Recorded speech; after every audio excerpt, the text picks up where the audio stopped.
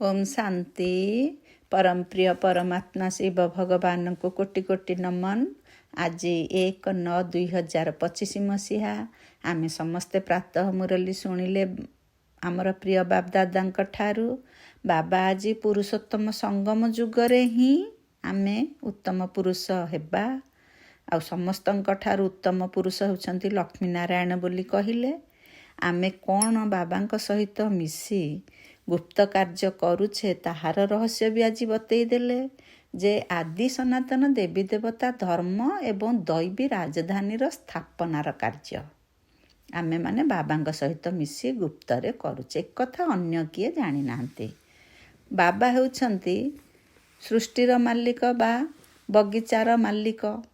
वर्तमान ये मर्त्य जुग ए कली जुग कंटार जंगल हो जाइछि ताकू फुलर बगीचा करुछंती माने सत्य जुगर प्रतिष्ठा चलीछि स्वर्गर प्रतिष्ठा चलीछि। बाबा आज क्लियर करी कहीदेले जे वर्तमान केते भयानक जीव जंतु दुखदायी जिनिस रहिछि किंतु सत्य जुगरे बा स्वर्गरे एसबु जिनिस रहिबो नाही। बाबा कहिले आखिर वह दिन आया आज। आमे केते भगवान को डाकुथिले पतित पावन आसंतु आमको दुखरू उद्धार करंतु सबु केते दुख कथा कहूथिले किंतु भगवान नेबे आसीछंती आमको पाठ पढ़ेई साथी रे नेबे। आत्मिक पिता आमर स्वयं परम पिता परमात्मा शिव भगवान आमे तांकर आत्मिक संतान आमको से पाठ पढ़ौछंती। आमे जेमिति जेकोसी काम करिबा पाई आत्मा तो एका किछि करि परिबनी शरीर माध्यम रे आत्मा काम करुछि। सेमती बाबा जो पाठ पढ़ेबे से तो निराकार तांकर शरीर नाही तेणु तांकु निश्चय गोटे शरीर दरकार। सेथि पाई एई संगम जुगरे बाबा आसुछंती पुरुषोत्तम संगम जुगरे शरीरर आधार नेउछंती। काहार शरीर आमे समस्ते जानिचे प्रजापिता ब्रह्मा बाबांकर शरीर को आधार नहीं बाबा आमको पाठ पढ़ौछंती। आमे पिला माने तांको पाठ पढ़ी पुरुषोत्तम हेबा। पुरुषोत्तम हेउची नुआ दुनिया स्वर्ग सेठाकू जिबा। बाबा कहिले वर्तमान जुग को संगम जुग को पुरुषोत्तम जुग कहिबा स्वर्ग को भी पुरुषोत्तम जुग कहि परिबा। काहेकि ना वर्तमान आमे उत्तम रु उत्तम पुरुषोत्तम हेउछे संगम जुगरे भी उत्तम रु उत्तम पुरुषोत्तम माने ही रहिबे। राधा कृष्ण अथवा लक्ष्मी नारायण सीए होचंती सबुठारु अधिक पुरुषोत्तम। राधा कृष्ण जीए विवाह कर सारा पर से ही लक्ष्मी नारायण होचंती। अन्य धर्मावलंबी माने मानुछंती जे स्वर्ग अछि किंतु ए भारतवासींकर बहुत महिमा अच्छी किंतु भारतवासी निजे ही भूली जाइछंती।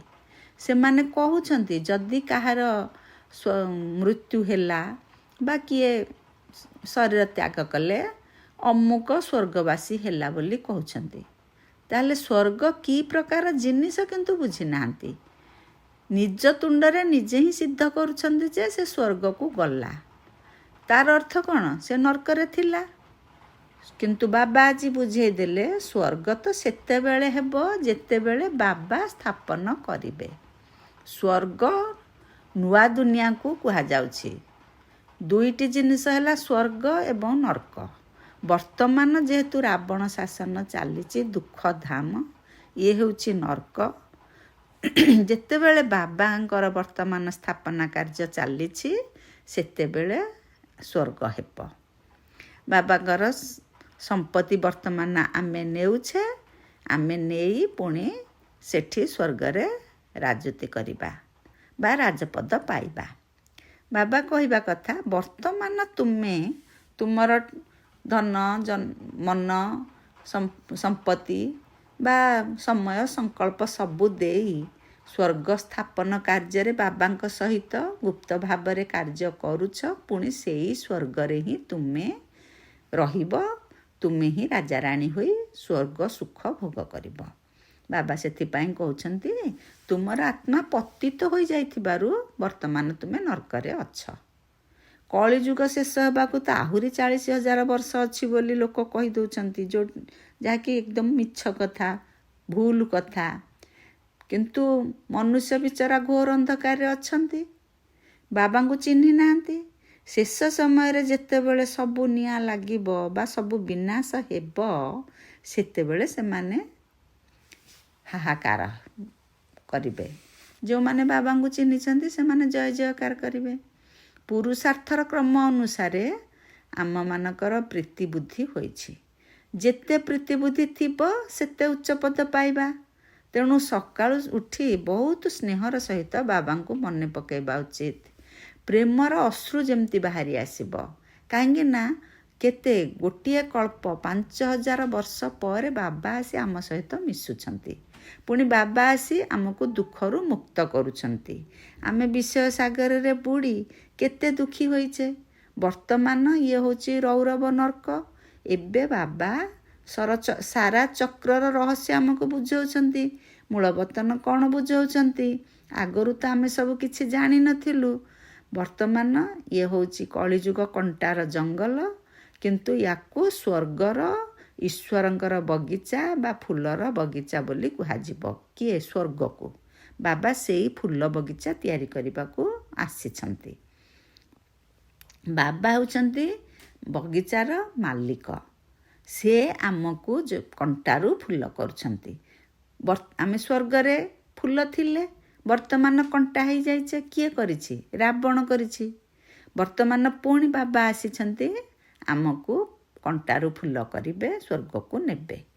ଜଙ୍ଗଲରେ, ଏଇ କଣ୍ଟା ଜଙ୍ଗଲରେ କିଏ ରହେ? ଜୀବଜନ୍ତୁ, ମଶା, ମାଛି, ବିଛା, ସାପ, ସବୁ ବିଭିନ୍ନ ପ୍ରକାରର ଭୟଙ୍କର ଜୀବଜନ୍ତୁ ରହୁଛନ୍ତି। କିନ୍ତୁ ସତ୍ୟ ଯୁଗରେ କୌଣସି ଭୟଙ୍କର ଜୀବଜନ୍ତୁ ରହିବେ ନାହିଁ। କିନ୍ତୁ ଶାସ୍ତ୍ରରେ ଲେଖିଦେଇଛନ୍ତି, ଶ୍ରୀକୃଷ୍ଣଙ୍କୁ ସର୍ପ ଦଂଶନ କଲା, କାଳିଅ ନାଗ ଦଂଶନ କଲା, ଆମେ ପଢ଼ୁଛେ। କିନ୍ତୁ ପ୍ରକୃତ କଥା ହେଉଛି ଶ୍ରୀକୃଷ୍ଣ ହେଉଛନ୍ତି ସତ୍ୟଯୁଗର ପ୍ରଥମ ରାଜକୁମାର। ତାଙ୍କୁ ତ ସେଠି ତ ଭୟଙ୍କର ଜୀବଜନ୍ତୁ ହିଁ ନଥିବେ, ତାଙ୍କୁ ସର୍ପ ଦଂଶନ କରିବ କେମିତି? କିନ୍ତୁ ଶ୍ରୀକୃଷ୍ଣଙ୍କୁ ସାଧାରଣ ଧର୍ମଶାସ୍ତ୍ରରେ, ଭକ୍ତି ମାର୍ଗରେ ଦ୍ୱାପର ଯୁଗକୁ ନେଇ ଆସିଛନ୍ତି। ସିଏ ସତ୍ୟଯୁଗର ପ୍ରଥମ ରାଜକୁମାର ବୋଲି ଜାଣିନାହାନ୍ତି। ବାବା ସେଇ କଥା ବୁଝାଉଛନ୍ତି। ଶ୍ରୀକୃଷ୍ଣ, ଶ୍ରୀରାଧା ସତ୍ୟଯୁଗର ପ୍ରଥମ ରାଜକୁମାର, ପ୍ରଥମ ରାଜକୁମାରୀ। ସେମାନେ ଯେତେବେଳେ ସ୍ୱୟଂବର ହେଲା, ତାପରେ ସେମାନେ ଶ୍ରୀକୃଷ୍ଣ ଶ୍ରୀନାରାୟଣ ହେଲେ, ଶ୍ରୀରାଧା ଶ୍ରୀଲକ୍ଷ୍ମୀ ହେଲେ। ସିଏ ସତ୍ୟଯୁଗର ମହାରାଜା ମହାରାଣୀ ହେଲେ। କିନ୍ତୁ ଏକଥା ସାଧାରଣ ଲୋକେ ବୁଝିନାହାନ୍ତି। ଭକ୍ତି ପୁରା ଅଲଗା ଜିନିଷ, ଜ୍ଞାନ ଅଲଗା ଜିନିଷ। ଜ୍ଞାନ ସାଗର ବାବା ହିଁ କେବଳ ଏ କଥା କୁହନ୍ତି, କହିପାରିବେ, ଅନ୍ୟ କିଏ କହିପାରିବେନି। ବ୍ରହ୍ମା, ବିଷ୍ଣୁ, ଶଙ୍କର ଇଏ ଜ୍ଞାନ ସାଗର ନୁହନ୍ତି। ପତିତ ପାବନ କେବଳ ହିଁ ଜ୍ଞାନ ସାଗର ଶିବ ବାବାଙ୍କୁ କୁହାଯିବ। ଏ ଜ୍ଞାନ ଦ୍ୱାରା ହିଁ ମନୁଷ୍ୟଙ୍କର ସଦ୍ଗତି ହୋଇଥାଏ। ସଦ୍ଗତିର ସ୍ଥାନ ହେଲା ଦୁଇଟି, ଗୋଟିଏ ମୁକ୍ତିଧାମ, ଗୋଟିଏ ଜୀବନ ମୁକ୍ତିଧାମ। କ'ଣ? ମୁକ୍ତିଧାମ ହେଲା ଆମର ଶାନ୍ତିଧାମ, ମୁକ୍ତିଧାମ, ପରମଧାମ ମାନେ ଆତ୍ମାମାନଙ୍କର ବିଶ୍ରାମ ସ୍ଥଳ, ପରମାତ୍ମାଙ୍କର ରହିବା ସ୍ଥଳ। ପୁଣି ଜୀବନ ମୁକ୍ତିଧାମ କୁହାଯାଉଛି ସ୍ୱର୍ଗକୁ। କାରଣ କ'ଣ? ନା ସେଠି ବର୍ତ୍ତମାନ ଆମେ ଏଇ କଳିଯୁଗରେ ଜୀବନ ବନ୍ଧନରେ ରହିଛେ। ସମସ୍ତଙ୍କ ସହିତ ସମ୍ପର୍କ ଆମର ବନ୍ଧନଯୁକ୍ତ। ତା ଭିତରେ ମୋହ, ମାୟା, ବିକାର ସବୁ ଭର୍ତ୍ତି ହେଇ ରହିଛି। କିନ୍ତୁ ଜୀବନ ମୁକ୍ତ ଅର୍ଥ ଆମେ ସଂସାରରେ ରହିବା, କିନ୍ତୁ କାହା ସହିତ ବନ୍ଧନରେ ରହିବାନି, ସମ୍ବନ୍ଧରେ ରହିବା। ତେଣୁ ସତ୍ୟଯୁଗକୁ ଜୀବନ ମୁକ୍ତିଧାମ କୁହାଯାଉଛି। ଏବେ ଆମର ରାଜଧାନୀ ସ୍ଥାପନ ହେଉଛି, ଏଇ ସତ୍ୟଯୁଗ ସ୍ଥାପନ ହେଉଛି। ବାବା ଆସି ଆଦି ସନାତନ ଦେବୀ ଦେବତା ଧର୍ମ ସ୍ଥାପନା କରୁଛନ୍ତି। ପ୍ରତ୍ୟେକ ଆତ୍ମା ନିଜ ନିଜର ଶରୀରରେ ଅଛନ୍ତି, କିନ୍ତୁ ବାବା ଆସି ବ୍ରହ୍ମା ବାବାଙ୍କ ଶରୀରରେ ପ୍ରବେଶ କରିଛନ୍ତି। କିନ୍ତୁ ବାବାଙ୍କୁ ଆମେ ନିରାକାର ଈଶ୍ୱର ପିତା ବୋଲି କହୁଛେ। ସେ ହେଉଛନ୍ତି ବାବା ନିରାକାରୀ, ନିର୍ବିକାରୀ, ନିରହଙ୍କାରୀ।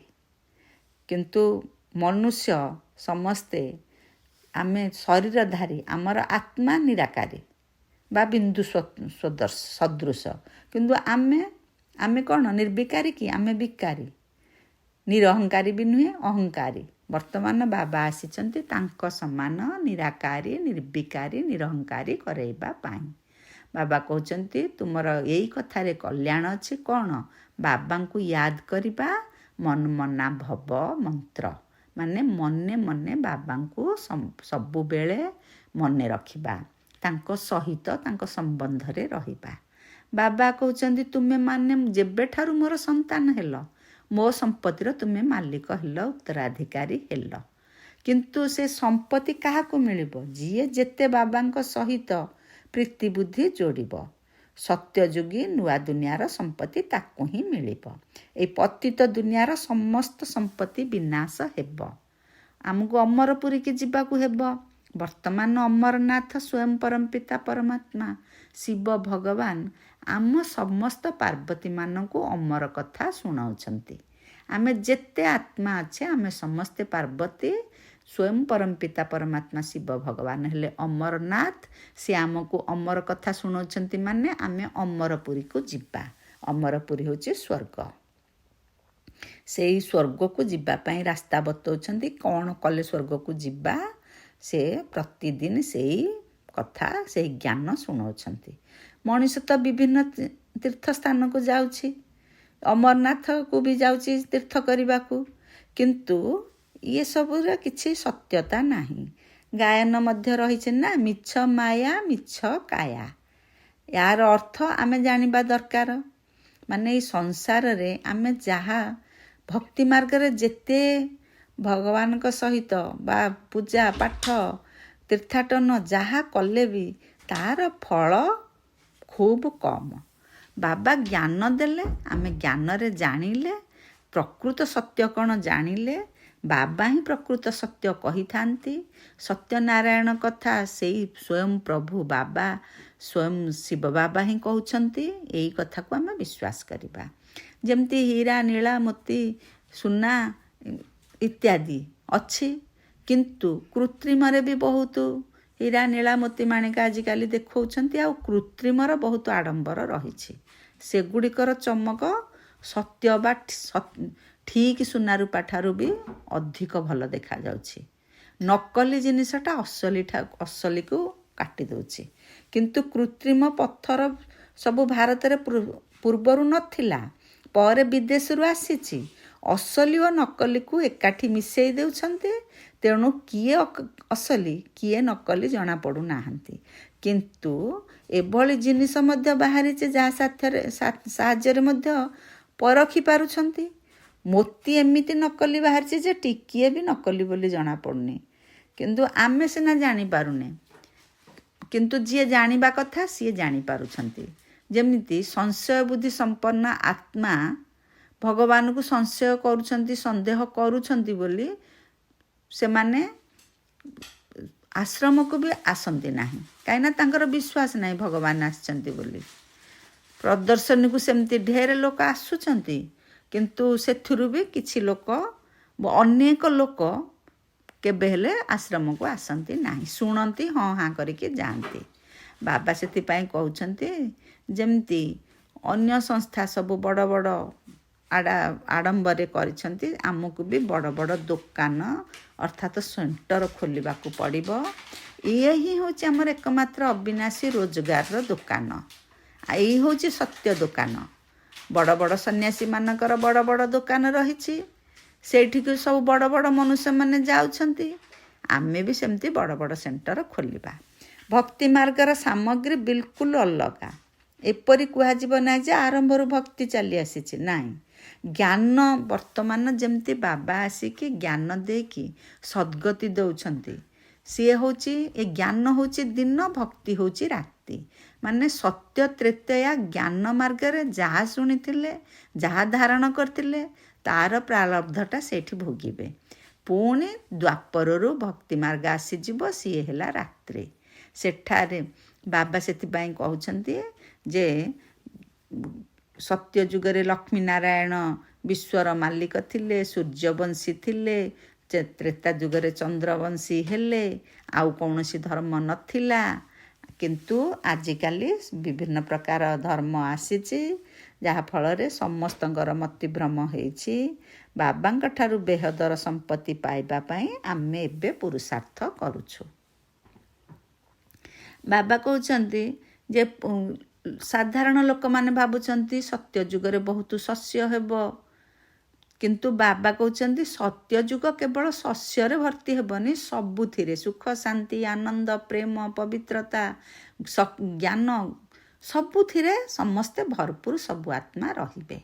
ବାବା କହୁଛନ୍ତି ଆଜିକାଲି ଛାତ୍ରମାନଙ୍କୁ ଆଗରେ ତାଙ୍କର ବହୁତ ପ୍ରକାର ଉନ୍ନତି ହେବ ବୋଲି ସେମାନଙ୍କୁ ପ୍ରାଧାନ୍ୟ ଦିଆଯାଉଛି। ଛାତ୍ରମାନେ ଯୁବ ଅବସ୍ଥା, ନୂଆ ରକ୍ତ, ସେମାନଙ୍କର ଭଲ କାମ ସେମାନେ କରିବେ, କିନ୍ତୁ ତାଙ୍କ ଉନ୍ନତି ପାଇଁ ବାବା ସରକାର ଚେଷ୍ଟା କଲା ବେଳକୁ ସିଏ କିନ୍ତୁ ଝଗଡ଼ା କରିକି ପଥର ଫୋପାଡ଼ୁଛନ୍ତି, ହଙ୍ଗାମା କରୁଛନ୍ତି। ସେମାନେ ବହୁତ ଚତୁର, ତାଙ୍କର ନୂଆ ରକ୍ତ, କିନ୍ତୁ ବାବା କହୁଛନ୍ତି ଏ ରକ୍ତ ସମ୍ପର୍କ କଥା ଏଇଠି ପଡ଼ିନି, ଏ ଆତ୍ମିକ ସମ୍ପର୍କ କଥା ପଡ଼ିଛି।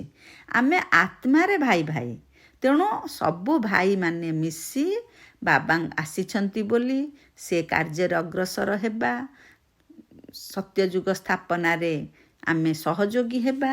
ବାବା ଆସିଛନ୍ତି ବୋଲି ସେ ସନ୍ଦେଶ ବି ସବୁଠାରେ ପହଞ୍ଚେଇବା। ଆମେ କହୁଥାଉ ନା, ବାବା ମୁଁ ଆପଣଙ୍କର 2 ମାସର ସନ୍ତାନ ଅଟେ। ତାମାନେ କ'ଣ? ଆତ୍ମିକ ସମ୍ପର୍କ।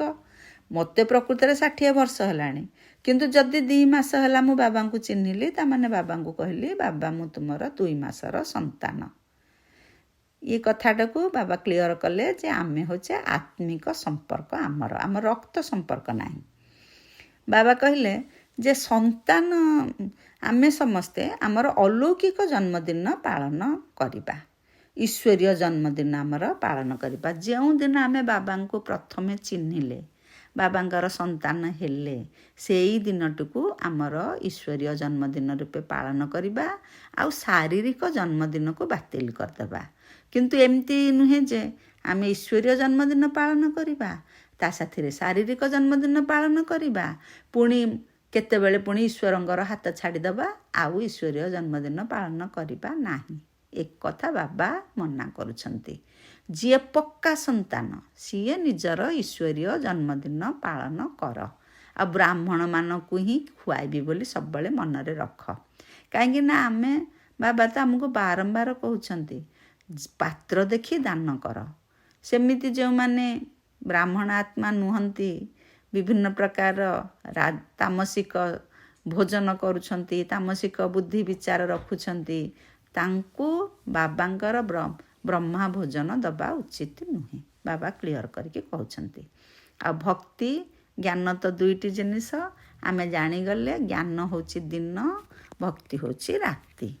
ବାବା କହିଲେ ଯେ ଆଜିକାଲି ବିବାହର ବାର୍ଷିକ ଉତ୍ସବ ବହୁତ ଧୁମଧାମରେ ପାଳନ କରୁଛନ୍ତି, ଭାବୁଛନ୍ତି ବିବାହ କାର୍ଯ୍ୟ ଗୋଟିଏ ଶୁଭ କାର୍ଯ୍ୟ, କିନ୍ତୁ ବାବା କ୍ଲିଅର କରିଦେଲେ ଯେ ସେଇଟା ହେଉଛି ନର୍କକୁ ଯିବାର ଦିନକୁ ପାଳନ କରୁଛନ୍ତି। କାହିଁକି ନା ପବିତ୍ର ଆତ୍ମା ପତିତ ହେଉଛନ୍ତି, ବିକାରଗ୍ରସ୍ତ ହେଉଛନ୍ତି, କାମ ବିକାରରେ ଜର୍ଜରିତ ହେଉଛନ୍ତି, ତାମାନେ ସେଇ ଦିନଟା ନର୍କକୁ ଯିବାର ଦିନ ବୋଲି ବାବା କହୁଛନ୍ତି। କିନ୍ତୁ ସାଧାରଣ ଲୋକମାନେ ତାକୁ ବଡ଼ ଧୁମଧାମରେ ପାଳନ କରୁଛନ୍ତି। ଏଇଟା ବଡ଼ ଆଶ୍ଚର୍ଯ୍ୟ କଥା ବୋଲି ବାବା କହୁଛନ୍ତି।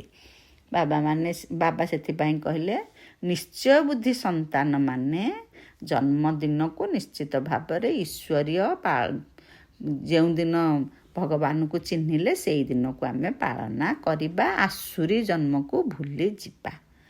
ବାବା କହିଲେ ଯେ ମୁଁ ବାବାଙ୍କର ହୋଇଗଲି, ମୋର ଆଉ କେହି ନାହାନ୍ତି। ଏଇମିତି ଭାବନାରେ ଯଦି ଆମର ଅନ୍ତମତି ହେବ, ମାନେ ସବୁବେଳେ ଆଜିଠାରୁ ଆମେ ଅଭ୍ୟାସରେ ପକେଇବା, ତାହେଲେ ଆମ ଯେତେବେଳେ ଶେଷ ସମୟ ଆସିବ ଆମର ସେଇ ଭାବନା, ସେଇ ଚିନ୍ତା ଥିବ, ତାମାନେ ଅନ୍ତମତି ଅନୁସାରେ ଗତି ମିଳିବ, ଅର୍ଥାତ୍ ପଦ ମିଳିବ। ବାବାଙ୍କ ସ୍ମୃତିରେ ଦେହ ତ୍ୟାଗ କଲେ ପରଜନ୍ମ ମଧ୍ୟ ସେହିପରି ମିଳିବ। ନଚେତ୍ ଯଦି ଅନ୍ତକାଳରେ ସ୍ତ୍ରୀ ପିଲା କୌଣସି କଥା ଆମର ସ୍ମରଣରେ ରହିବ, ତାହା ହେଲେ ଆମର ସେଇ ଅଧୋଗତି ହେବ, ଆତ୍ମାର ଅଧୋଗତି ହେବ, ସେଇ ଦୁଃଖ ଦୁନିଆରେ ଜନ୍ମ ହେବ। ବାବା କହିଲେ ଯେ କେତେ ଆମର ଭକ୍ତି ମାର୍ଗରେ କହୁଛନ୍ତି ଅନ୍ତ ସମୟରେ ଗଙ୍ଗା କୂଳରେ ଥିବ, ଅନ୍ତ ସମୟରେ ଆମେ ବି ସାଧାରଣରେ ଏମିତି ଆମେ ଜାଣୁଛେ କହିବେ ଚକା ଜଗନ୍ନାଥଙ୍କ ଚକା ତଳେ ମୋର ପ୍ରାଣ ଯାଉ। ଏଇ ଯେଉଁ କଥା ଗୁଡ଼ାକ ବାବା ତାର ଅର୍ଥ ବୁଝେଇଲେ ଯେ ପ୍ରକୃତରେ ଆମର ଭାବନା ଯେମିତି ଥିବ, ମନ ଭିତରେ ଯେଉଁ ଧାରଣା ଥିବ, ସେଇ ଅନୁଯାୟୀ ଆମକୁ ତା ପରଜନ୍ମ ମିଳିବ। ତେଣୁ ଅନ୍ତମତି ସ୍ୱଗତି ଅର୍ଥ ଭଗବାନଙ୍କୁ ସବୁବେଳେ ଯଦି ଆମେ ସ୍ମରଣରେ ରଖିବାର ଅଭ୍ୟାସ ରଖିଥିବା, ତାହେଲେ ଶେଷରେ ସେଇ ଜିନିଷ ମନେ ରହିବ, ଆମେ ସେଇଭଳି ଶରୀର ଛାଡ଼ିବା। ତେଣୁ ବାବା କହୁଛନ୍ତି ଶରୀର ଛାଡ଼ିବା ସମୟରେ ମଧ୍ୟ ସ୍ୱଦର୍ଶନ ଚକ୍ରଧାରୀ ସ୍ଥିତିରେ ଥାଅ। ସ୍ୱଦର୍ଶନ ଚକ୍ରଧାରୀ ଅର୍ଥାତ ମୁଁ ଗୋଟିଏ ଆତ୍ମା, ମୁଁ କ'ଣ କରିଛି, ମାନେ ସତ୍ୟ ଯୁଗରେ ଦେବତା ଥିଲି, ଏଇସବୁ ଜିନିଷ ଗୁଡ଼ାକ ଆମ ମନରେ ରହିଥିବ। ବୁଦ୍ଧିରେ ବାବା ଏବଂ ଚକ୍ର, ଏଇ ଦୁଇଟି କଥା ଆମର ମନରେ ଥିଲେ ଆମର ଅନ୍ତମତି ସ୍ୱଗତି ହିସାବରେ ଆମେ ନିଶ୍ଚିତ ଭାବରେ ଉଚ୍ଚ କୂଳରେ ଜନ୍ମ ହେବା ବା ସ୍ୱର୍ଗରେ ଜନ୍ମ ହେବା। ନିଜକୁ ଆତ୍ମା ଭାବି ବାବାଙ୍କୁ ଆମେ ମନେ ପକାଇବା, କାହିଁକି ନା ଆମେ ସନ୍ତାନମାନେ ଅଶରୀରୀ ହୋଇ ଘରକୁ ଫେରିଯିବାକୁ ହେବ।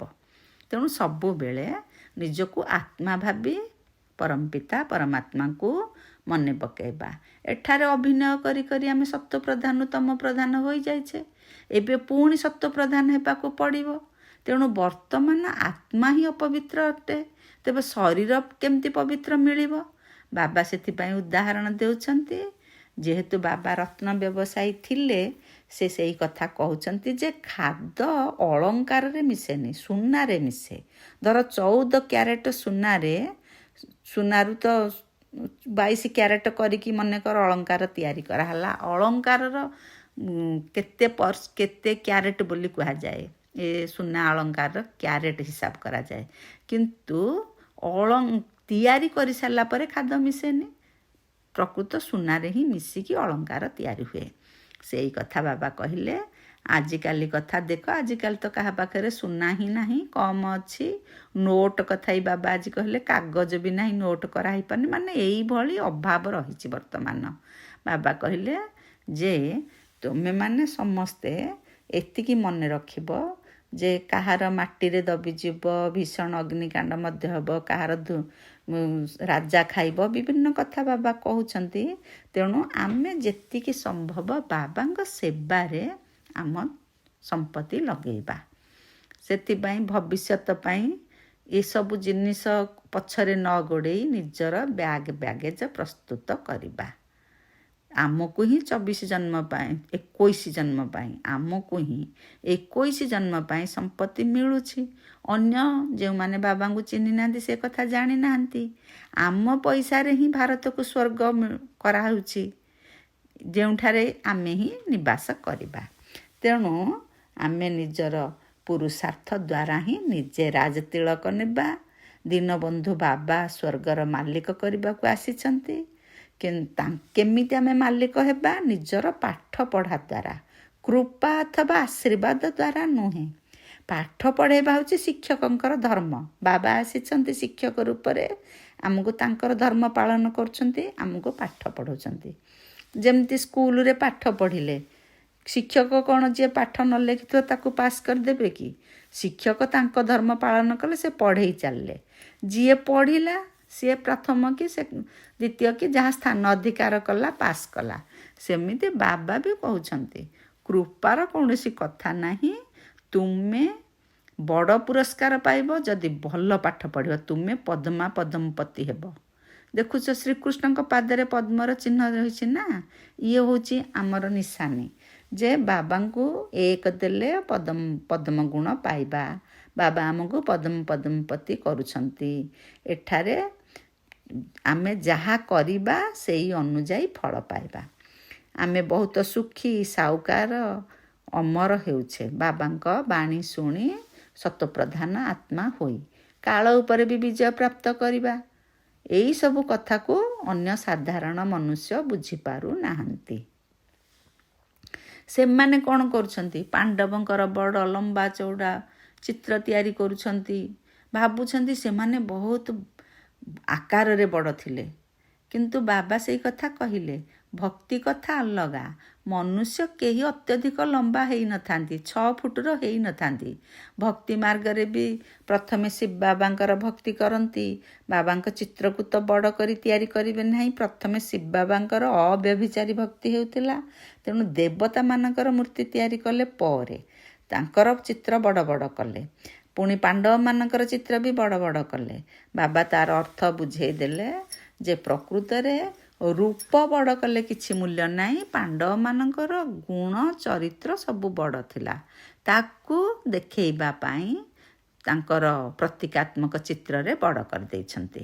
ବାବା କହିଲେ 12 ମାସରେ ଥରେ ଲକ୍ଷ୍ମୀଙ୍କର ପୂଜା ହେଉଛି, ଜଗଦମ୍ବାଙ୍କର ପ୍ରତ୍ୟହ ପୂଜା ହେଉଛି। ତାର ବି ଅର୍ଥ ବୁଝେଇ ଦେଇଛନ୍ତି। ଯିଏ ଯେତେ କରିବେ ସେଇ ଅନୁଯାୟୀ ତାଙ୍କୁ ସେତିକି ସମ୍ମାନ ମିଳିବ। ବାବା କହିଲେ ଯେ ବାବା ହେଉଛନ୍ତି ଏକ ଶିବ ବାବା, ସିଏ କେବଳ ଏଇ ସଙ୍ଗମ ଯୁଗରେ ଆସୁଛନ୍ତି। ତାଙ୍କୁ ଆମେ ବା ଦ୍ୱାପର ଯୁଗରୁ ଶିବ ବାବାଙ୍କର ପୂଜା ପାଠ ଆରମ୍ଭ ହେଲା। କିନ୍ତୁ ଆମର ସବୁ ଦେବୀ ଦେବତା ଥିଲା ବେଳେ ଆମକୁ କହୁଛନ୍ତି ତୁମେ ସନ୍ତାନ ମାନେ ତୁମର ଡବଲ ପୂଜା ହେଉଛି। ତାଙ୍କର ତ କେବଳ ଆତ୍ମା ଅଥବା ଲିଙ୍ଗର ହିଁ ପୂଜା ହେଉଛି ଶିବ ବାବାଙ୍କର। ଆମର ଶାଳଗ୍ରାମ ରୂପରେ ଏବଂ ଦେବତା ରୂପରେ ମଧ୍ୟ ପୂଜା ହେଉଛି। ଦ୍ୱାପର ଯୁଗରୁ ଦେବତା ରୂପରେ ପୂଜା କରୁଛନ୍ତି। ରୁଦ୍ର ଯଜ୍ଞ ରଚନା କଲେ କେତେ ଶାଳଗ୍ରାମ ତିଆରି କରୁଛନ୍ତି। ତେଣୁ କିଏ ବଡ଼ ହେଲେ? ବାବା ସେଇ କଥା ପଚାରିଲେ। ସେଥିପାଇଁ ବାବା ସନ୍ତାନମାନଙ୍କୁ ପ୍ରତିଦିନ ନମସ୍କାର କରୁଛନ୍ତି ବୋଲି କହୁଛନ୍ତି। କାହିଁକିନା ସିଏ ବାବା କହୁଛନ୍ତି ମୁଁ ଆସୁଛି, ତୁମକୁ ପ୍ରସ୍ତୁତ କରିକି ପୁଣି ମୁଁ ଚାଲି ଯାଉଛି। ତୁମେ ସଂସାରରେ ସୁଖ ଭୋଗ କରୁଛ, ଶାନ୍ତି ଭୋଗ କରୁଛ, ସ୍ୱର୍ଗ ସୁଖ ପାଉଛ, ଉଚ୍ଚ ପଦ ପାଉଛ, ମୋର ସେଥିରେ କିଛି କାମ ନାହିଁ। କିନ୍ତୁ ତୁମେ ମୋ ଠାରୁ ସବୁବେଳେ ଉଚ୍ଚରେ ଅଛ। ବାବା ଏହି କଥା କହୁଛନ୍ତି। ବାବା କେତେ କେତେ ଗହନ କଥା ଶୁଣାଉଛନ୍ତି। ଆମେ ପିଲାମାନେ ଏ କଥା ଗୁଡ଼ିକ ଶୁଣିକି ଖୁସି ହେଉଛେ, ଖୁସି ହେବା ଉଚିତ ମଧ୍ୟ। ଭଗବାନ ଭଗବତୀ କରାଇବା ପାଇଁ ଆମକୁ ଭଗବାନ ପଢ଼ଉଛନ୍ତି। ତାଙ୍କୁ କେତେ ଧନ୍ୟବାଦ ଦେବା କଥା। କିନ୍ତୁ ଆମେ ବାବାଙ୍କୁ ଧନ୍ୟବାଦ ଦେଉଛେ କ'ଣ? ବେଳେବେଳେ ବାବାଙ୍କୁ ବି ଭୁଲି ଯାଉଛେ। ତେଣୁ ବାବାଙ୍କୁ ଆମେ ସ୍ମୃତିରେ ରଖିବା। ସ୍ମୃତିରେ ରହିଲେ ହିଁ ଆମେ ଭଲ ସ୍ୱପ୍ନ ଦେଖିବା, ତାଙ୍କର ସାକ୍ଷାତକାର ମଧ୍ୟ ହେବ। ଆମେ ଭବିଷ୍ୟତରେ ଭଗବାନ ଭଗବତୀ ହେବା। ବାବାଙ୍କର ଏତେ ସୁନ୍ଦର କଥା ଆମେ ସବୁ ଜାଣୁଛେ। ବାବା ତ ଆମକୁ ଆତ୍ମିକ ସନ୍ତାନ ଭାବେ ସବୁବେଳେ ନମସ୍କାର କରୁଛନ୍ତି। ଆମେ ବି ଆମର ଆତ୍ମିକ ପିତାଙ୍କୁ ଅନେକ ଅନେକ ନମସ୍ତେ ନମସ୍ତେ ନମସ୍ତେ। ଧାରଣା ପାଇଁ ବାବା ଆଜି ମୁଖ୍ୟ ସାରିରେ କହିଲେ ନିଜର ଈଶ୍ୱରୀୟ ଆତ୍ମିକ ଜନ୍ମଦିନ ପାଳନ କରିବା ଉଚିତ। ସମସ୍ତଙ୍କ ସହିତ ଆତ୍ମିକ ସମ୍ପର୍କ ରଖିବାକୁ ହେବ, ରକ୍ତ ସମ୍ପର୍କ ନୁହେଁ। ସମସ୍ତଙ୍କୁ ଆମେ କେବଳ ଭାବିବା ଇଏ ଆତ୍ମା ରୂପେ ମୋର ଭାଇ। ଈଶ୍ୱରୀୟ ସମ୍ପର୍କ। ଆସୁରୀ ଅର୍ଥାତ ଶାରୀରିକ ଜନ୍ମଦିନ ପାଳନ ମଧ୍ୟ ବନ୍ଦ କରିଦେବା। ତାହା ପୁନର୍ବାର ମନେ ପଡ଼ିବା ଉଚିତ ନୁହେଁ। ମୁଁ ଏଇ ଦିନ ଜନ୍ମ ହେଇଥିଲି, ତାକୁ ମନେ ନ ପକେଇ ମୁଁ କେଉଁଦିନ ଭଗବାନଙ୍କର ସନ୍ତାନ ରୂପେ ହେଲି, ଭଗବାନଙ୍କୁ ଚିହ୍ନିଲି, ଭଗବାନଙ୍କର ବାଣୀ ଦ୍ୱାରା ମୋତେ ସ୍ୱର୍ଗ ସୁଖ ମିଳିବ, ମୁଁ ସ୍ୱର୍ଗରେ ମହାରାଜା ମହାରାଣୀ ହେବି, ଏତେ ବଡ଼ ପଦବୀ ମୋତେ ମିଳିବ, ସେ କଥା ଗୁଡ଼ାକ ଭାବି ଈଶ୍ୱରୀୟ ଜନ୍ମଦିନ ପାଳନ କରିବା। ଭବିଷ୍ୟତ ପାଇଁ ନିଜର ବ୍ୟାଗେଜ ପ୍ରସ୍ତୁତ କରି ରଖିବାକୁ ହେବ। ବାବା କହୁଛନ୍ତି ଆମ ସମ୍ମୁଖରେ ଯେମିତି ମୃତ୍ୟୁ ଠିଆ ହେଇଛି, ସବୁବେଳେ ଏଇ ଭାବନାରେ ଆମେ ରହିବା। ବିନାଶ ଆଗତ ପ୍ରାୟ। ତେଣୁ କେଉଁଦିନ ନିଜକୁ ଆମେ ସଜାଡ଼ିବା? ନିଜ ଆତ୍ମାରେ ତ ଜୀବନ, ଆମେ ତ କିଛି ଜିନିଷ ହାତରେ ନେଇକି ଯିବାନି। ତେଣୁ ବ୍ୟାଗେଜ ପ୍ରସ୍ତୁତ କରିବାକୁ ହେବ। ବାବା କହୁଛନ୍ତି ନିଜର ଟଙ୍କା ପଇସା ଭାରତକୁ ସ୍ୱର୍ଗ କରିବା ସେବାରେ ସଫଳ କରିବା।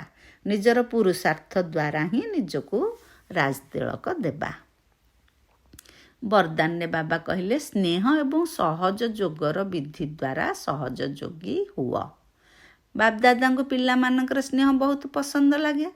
ତେଣୁ ଯେଉଁମାନେ ଯଜ୍ଞ ସ୍ନେହୀ ଏବଂ ସହଯୋଗୀ ହୋଇଥାନ୍ତି ସେମାନେ ସ୍ୱତଃ ସହଯୋଗୀ ହୋଇଥାନ୍ତି। କାରଣ ସହଯୋଗ ହିଁ ସହଜ ଯୋଗ ଅଟେ। ଦିଲବାଲା ବାବାଙ୍କୁ ଦିଲର ସ୍ନେହ ଏବଂ ଦିଲର ସହଯୋଗ ହିଁ ପ୍ରିୟ ଅଟେ। ବାବା କହୁଛନ୍ତି ଧରନ୍ତୁ ଜଣଙ୍କ ପାଖରେ ଅଳ୍ପ ଟଙ୍କା ଅଛି, ଟଙ୍କାଟିଏ ଦେଲେ ବି ସେ ଯଦି ହୃଦୟର ସହିତ ଦେଇଛି ବାବା ତାକୁ ଗ୍ରହଣ କରୁଛନ୍ତି। ସେଥିପାଇଁ ବାବା ସୁଦାମାର ଖୁଦ ମୁଠାର ଗାୟନ କରିଛନ୍ତି। ଆମ ଭକ୍ତି ମାର୍ଗରେ ତାର ଗାୟନ ରହିଛି। ଯେପରି ଯଦି କିଏ କେତେ ବହୁତ ଦେଉ କିନ୍ତୁ ସ୍ନେହରେ ନ ଦେଲେ ତାହା ତା ବ୍ୟାଙ୍କରେ ଜମା ହୋଇପାରିବ ନାହିଁ ବା ବାବାଙ୍କ କାମରେ ସେ ଲାଗିବ ନାହିଁ, ବାବା ତାକୁ ଗ୍ରହଣ କରିବେ ନାହିଁ। ତେଣୁ ସ୍ନେହର ସହିତ ଯଦି ଟିକିଏ ବି ଜମା କରିଥିବ ତେବେ ତାହା ପଦ୍ମଗୁଣା ହୋଇ ବାବା ତାକୁ ଫେରସ୍ତ କରେଇବେ। ସ୍ଲୋଗାନରେ ବାବା କହିଲେ ସମୟ ଏବଂ ଶକ୍ତି ବ୍ୟର୍ଥରେ ନ ଯାଉ, ସେଥିପାଇଁ ପ୍ରଥମେ ଆମେ ଚିନ୍ତା କରିବା, ତାପରେ କର୍ମରେ ତାକୁ ଦେଖେଇବା। ଯେମିତି କୁହାଯାଏ ବୁଝି ବିଚାରି କାମ କଲେ ପ୍ରମାଦ ନ ପଡ଼ଇ ଭଲେ। ତେଣୁ ସଂକଳ୍ପ ହିଁ ବୀଜ। ତେଣୁ ପ୍ରଥମେ ଆମେ ଚିନ୍ତା କରିବା, ତାପରେ କାମରେ ତାକୁ କରି ଦେଖେଇବା। ବାବା ତ ପ୍ରତିଦିନ କେତେ ଭଲ ଭଲ କଥା କହୁଛନ୍ତି, ଆମେ ଯଥାସାଧ୍ୟ ନିଶ୍ଚିତ ଭାବରେ ପାଳନ କରିବା। ଓମ୍ ଶାନ୍ତି, ଓମ୍ ଶାନ୍ତି, ଓମ୍ ଶାନ୍ତି।